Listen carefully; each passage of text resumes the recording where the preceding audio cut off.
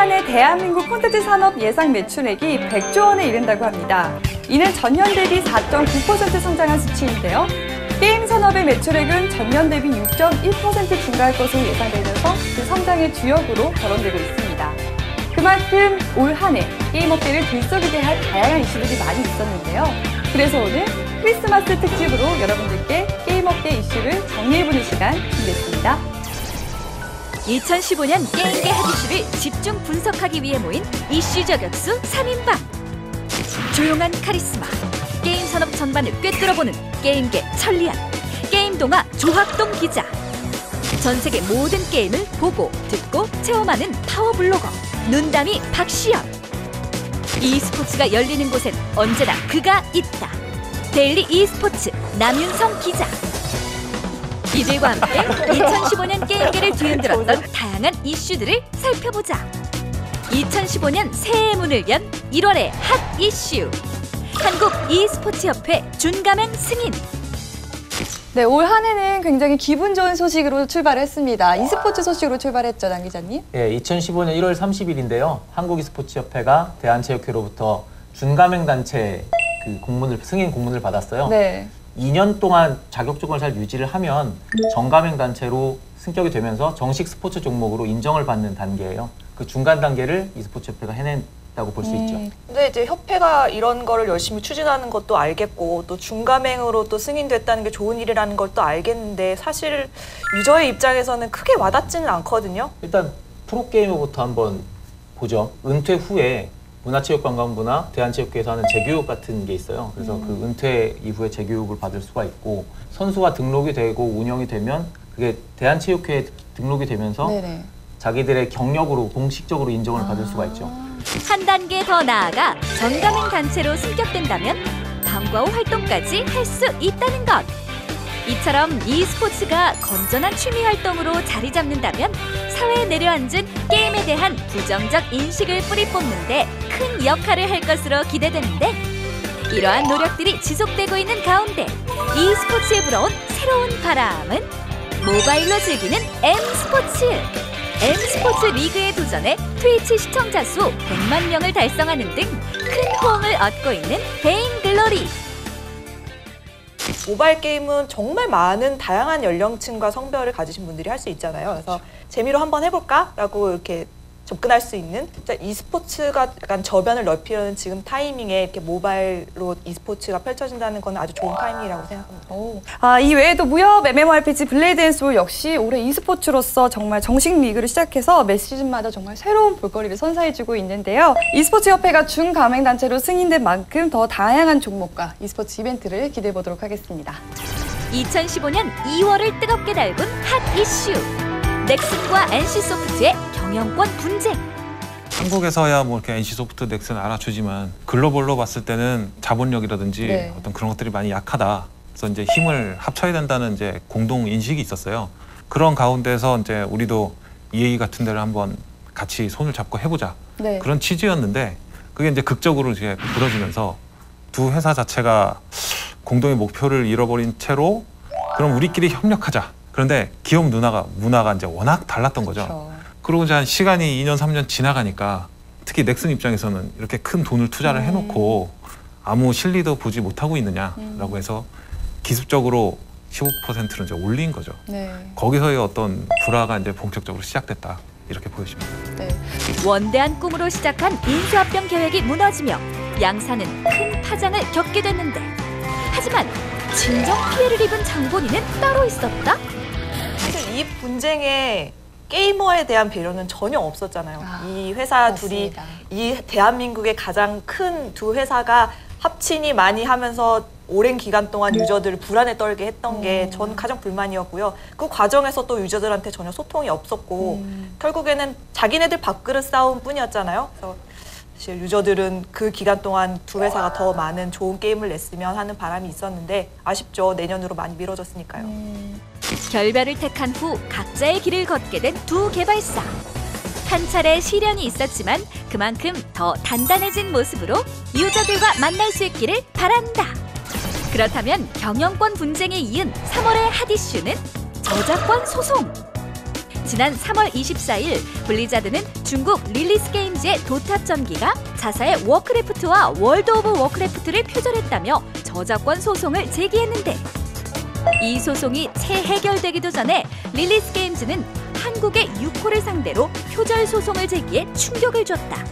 도탑 전기의 소스 코드를 그대로 베껴갔다는 것인데 이렇듯 물고 물리는 소송으로 게임 산업 전반에 표절이라는 적신호가 켜졌는데 그렇다면 대체 표절을 제기할 수 있는 기준은 무엇일까?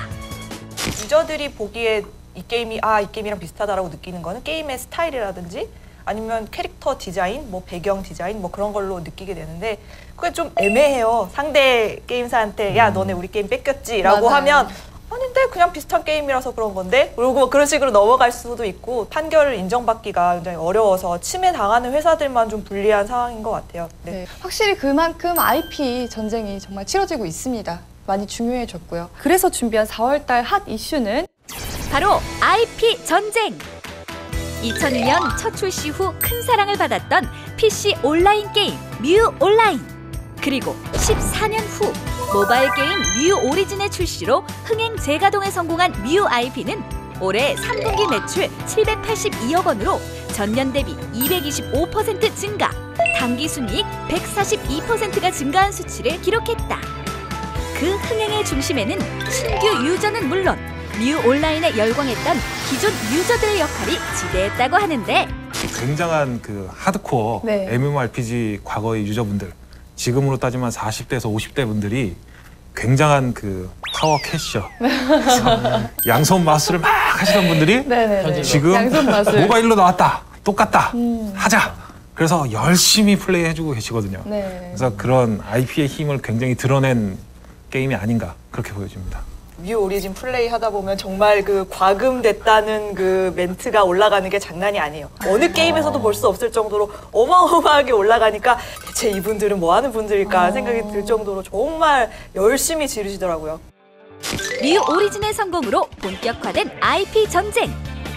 그 불씨는 곧 웹툰으로 옮겨졌고 인기 웹툰을 활용한 다양한 게임들이 출시를 알렸는데 그중 최고의 성적을 자랑하는 YD 온라인의 갓 오브 하이스쿨은 웹툰 IP 게임 최초로 플레이스토어 매출 10위를 돌파하는 기염을 토했다.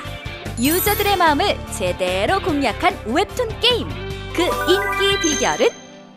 일단은 그 감정이입이 굉장히 쉽습니다. 아, 그리고 게임을 할 때 사람들이 스토리를 잘 안 보거든요. 그쵸. 특히 이제 잘 안 네. 보고 막 올리는데 바쁜데 이런 웹툰을 접했던 사람들은 자동적으로 언제 뭐가 나오고 이걸 알면서 이 게임에 대한 애정과 그런 것들을 품게 되면서 인기를 올려주는데 이제 IP가 확실한 일조를 했다 이렇게 보여집니다. 앞으로는 캐릭터, 애니메이션까지 그 활용 분야가 계속해서 확대돼 IP 전쟁은 더욱 치열해질 전망. 그렇다면 5월의 핫 이슈는 바로 가상현실 VR 기기. VR은 눈앞에 펼쳐진 가상현실에서 게임을 즐길 수 있게 한 플랫폼. 5월 국내에서 열린 굿게임쇼를 통해 시연까지 선보인 이후 많은 게임쇼에서 출시 임박 타이틀이 속속 등장했는데 하지만 한편에선 VR 기기의 특성상 장르의 범위가 한정적이라는 목소리도 나오고 있다. 일단 FPS 게임 하면 딱 좋겠네. 아 그게 VR이 안 돼요. 왜냐면 이게 이렇게는 되는데 이렇게는 안 됩니다. 아 그래요? 아직까지. 사람의 시선이 FPS는 막 이렇게 사실 이렇게 다니니까 이걸 못 따라가서 실제의 뇌의 환경이랑 안 맞는다. 나왔던데요? 근데 이제 보강되고 있는 거죠. 그러니까 현재 미국에서 뜨고 있는 VR은 방탈출류. 공포 호러 게임. 근데 공포도 뒤에서 발음만 불어도 그러니까 너무 무서워서 맞아요. 약간 덜 무서운데 이제 주변을 둘러보고 찾고. 그럼에도 불구하고 현재 수많은 개발사가 VR 기기를 통해 다양한 시도를 하고 있는 상황. 하지만 눈앞에만 펼쳐지는 나만의 게임 세상을 누리기 위해선 약간의 창피함은 감수해야 한다는 것. 지스타에서도 그 미연 씨랑 네. 비슷한 그 여고생과 같이 학습하는 네. 프로 그 게임이 나와가지고 굉장히 히트를 쳤다고 그러더라고요. 아 그게 화면이 이렇게 있는데요. 내가 아는 지인분이 그걸 쓰고 여고생이 지나가니까 이렇게 고개가 아, 그 네. 옆에서 보면 굉장히 재밌는 정신을 차린 거죠. 이 화면을 누구나 보고 이거 있다. 게임이었지. 네, 혹시. 네, 혼자 즐기기에는 굉장히 즐거운 시간 되겠네요. 알겠습니다. 6월을 떠들썩하게 한 핫이슈. 스타 마케팅의 빛과 그림자. 6월의 핫 이슈는 초대형 스타 마케팅의 빛과 그림자인데요. 눈다미님이 가장 인상 깊게 본 스타 마케팅의 광고는 어떤 게 있을까요? 레이븐입니다. 차준마가 칼 놓고 큰 칼을 드셨더라고요. 삼시세끼 이게 차준마, 아니라 네. 저는 차성원 씨는 별 관심이 없었고요. 역시 유인나 씨가 저의 마음을 사로잡았습니다. 참 마음에 들어요. 매력적인 스타들을 통해 유저의 마음을 공략하는 게임들. 하지만 그 이면에는 스타 마케팅의 그림자도 존재하는데, 많은 게임이 모바일로 보여줄 수 있는 게임의 차별성의 한계를 느끼고 초특급 스타 마케팅에 집중. 한간에는 게임의 차별성이 연예인이라는 말이 나올 정도로 과열 현상이 빚어졌는데, 그 스타들에게 줘야 될 돈이 원래는 좋은 게임을 만들어줄 게임 개발자들에게 가야지 맞는 돈인데, 너무 지금은 게임 외적인 부분에 돈을 쏟아붓고 있어서 뭔가 순위만 올려서 단발로 치고 빠지면 된다, 뭐 그런 생각만 하고 있는 것 같아서 지금 안타깝고요. 모바일 게임 자체가 질적으로 성장을 해야 되는데 스타 마케팅이 그런 걸 굉장히 저해하고 있고, 유저들 입장에서도 전혀 반갑지 않은 마케팅이라고 봐요. 단순히 명성에 치우친 이슈몰이용 마케팅이 아닌 진정한 게임성을 보여줘야 할 때인 것 같습니다. 7월의 핫이슈, 중국산 모바일 게임. 2012년부터 본격적으로 국내에 진출한 중국산 모바일 게임. 당시 국내 게임에 비해 완성도가 떨어져 큰 빛을 보지 못하고 대륙으로 돌아가야 했는데, 하지만 2014년부터 분위기는 반전되어 올해 뮤 오리진과 백발백중 등 높은 완성도를 자랑하는 게임들이 국내에 출시돼 유저들 사이에서 인기를 얻고 있는 상황. 이런 눈부신 성장 뒤에는 중국 정부의 아낌없는 지원이 있었다는데, 그렇죠. 한국은 게임 산업을 마약, 중독 물질 이렇게 규정을 해놨는데요. 그 중국 같은 경우에는 산업으로 바라보는 것 같아요. 인큐베이팅을 해야 된다고 네. 생각을 하고, 그 리슈웨이시라고 판교처럼 건물 다 임대 무료, 세제 혜택 다 줘가면서 인큐베이팅을 하고 있는 거죠. 대한민국뿐만 아니라 전 세계를 넘어서는 글로벌 게임 강국으로 성장을 하려고 지금 발돋움을 하고 있는 추세라고 봅니다. 지난 7월 13회를 맞이한 중국의 최대 게임쇼 차이나조이 2015. 중국 게임 산업의 성장을 한눈에 볼 수 있는 자리였는데, 특히 지난해까지 차이나조이를 선점했던 한국 개발사들의 자리에 중국 게임들이 들어서면서 더 이상 한국 게임의 모습을 찾아볼 수 없었다는 조학동 기자의 증언. 과거 단순히 잘 나가는 게임을 카피해 출시하기에 급급했던 중국 게임이 이젠 한국 게임 산업을 위협하는 수준에 도달했다는 것을 의미하는데, 그렇게 중국발 게임이 올해 많이 들어오고 그렇게 무차별 공습을 했는데도 구글이 선정한 올해 게임 같은 걸 보면 거의 다가 한국 게임이었어요. 네. 그래서 아직까지는 그래도 한국 게임, 모바일 게임이 중국 모바일 게임보다는 게임성이라든지 뭐 퀄리티가 훨씬 높지 않나 싶은데, 내년이 이제 가장 중요한 시점이 아닌가 싶습니다. 무더운 여름을 더욱 뜨겁게 달군 8월의 핫이슈. 게임과 문화의 만남.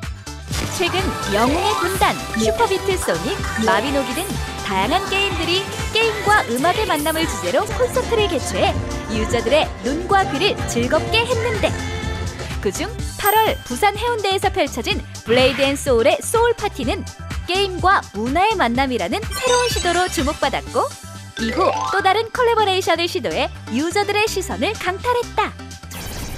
블레이드 앤 소울 안에 등장하는 그 진서연이라는 캐릭터를 가지고 뮤지컬을 만들었어요. 그 뮤지컬이라는 것 자체가 음악도 필요하고 무용도 필요하고 그리고 무대 시설, 전체적으로 보면 종합예술이거든요. 그렇죠. 그 모든 것을 게임에 등장하는 시나리오와 게임에 등장하는 그 캐릭터들, 그리고 캐릭터 사이의 상관관계들, 스토리까지 다 만들고 그 위에 게임 음악을 얹어서 뮤지컬 무대로 올렸는데 또 엄청난 반응을 이끌어냈다고 하더라고요. 게임과 융합할 수 있는 예술의 다양성을 확인할 수 있었던 주인공은 바로 리그 오브 레전드 소환전! 6인의 한국화 작가들이 참여해 20개의 작품 속에 선수는 물론 챔피언들까지 담아내며 무려 8,000명의 관람객을 운집시켰는데, 저도 그 8,000명 중에 하나인데요. 네. 저는 제 딸이 그 아리랑 티모를 좋아해요. 아빠 나 거기 갈래. 소환사전 끝나고 나서는 저한테 게임 플레이를 해보라고 그러더라고요. 어떻게 하는 건지 궁금하다면서 움직이는 것도 보여달라고 하고 그래서 아마 라이엇 게임즈가 원하는 진정한 피드백이 이런 게 아닐까. 게임을 통해 소통하는 모습을 볼 수 있었던 컬래버레이션 현장.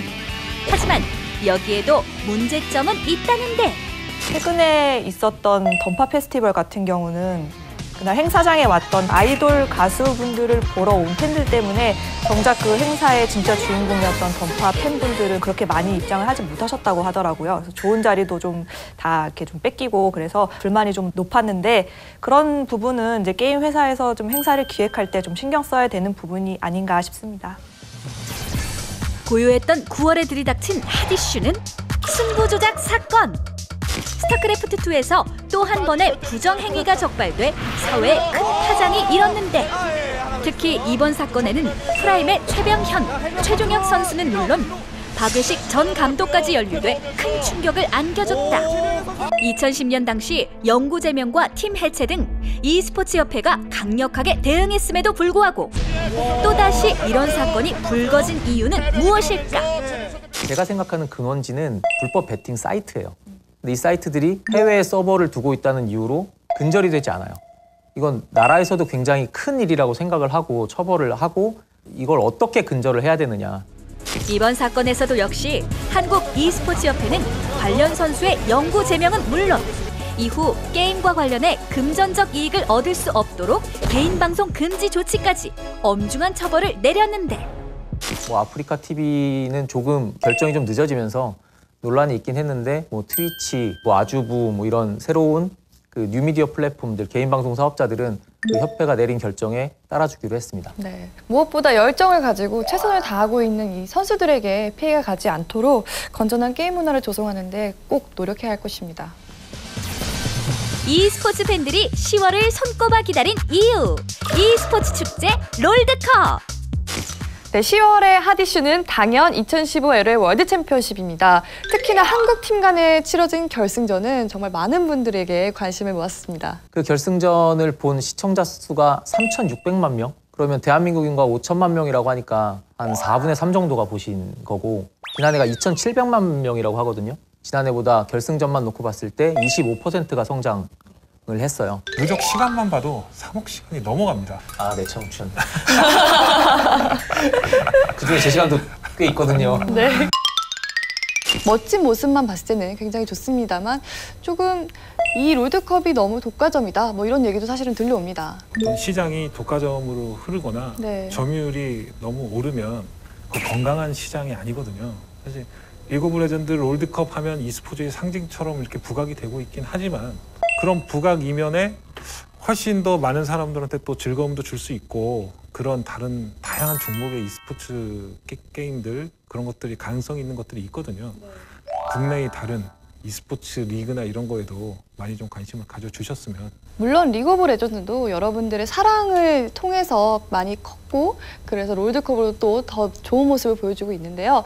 또 유저들의 많은 사랑이 또 다른 게임에도 갔으면은 그 게임들 또한 많은 좋은 모습으로 e스포츠화가 될 것이라고 생각을 해봅니다. 1월부터 10월까지 월별로 정리해본 2015 게임계 핫 이슈. 여기서 끝이 아니다. 게임쇼에 목마른 국내 유저를 위한 G스타 2015. 11월 12일 부산에서 국내 최대 게임쇼 G스타 2015가 개최. 21만 관객이 동원되며 역대 최대 규모의 행사로 기록되는 등 많은 이슈를 낳았는데 하지만 국내 대형 개발사들의 참여가 부진해 볼거리가 부족했다는 것이 앞으로 풀어야 할 숙제로 남은 상황. 그렇다면 2015년의 마지막을 장식할 대망의 12월의 핫 이슈는? 저는 이제 개발사들과 유저들 간의 소통이 높아졌다는 걸 이슈로 꼽고 싶은데요. 12월 핫 이슈! 게임을 통한 소통 문화의 정착!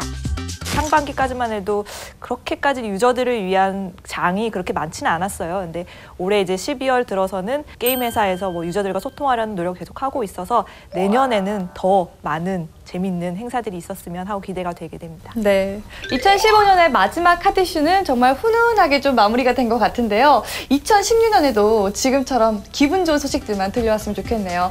자, 그러면 저희도 마지막으로 조금 훈훈하게 인사하고 끝낼까요? 하나, 둘, 셋! 메리 크리스마스!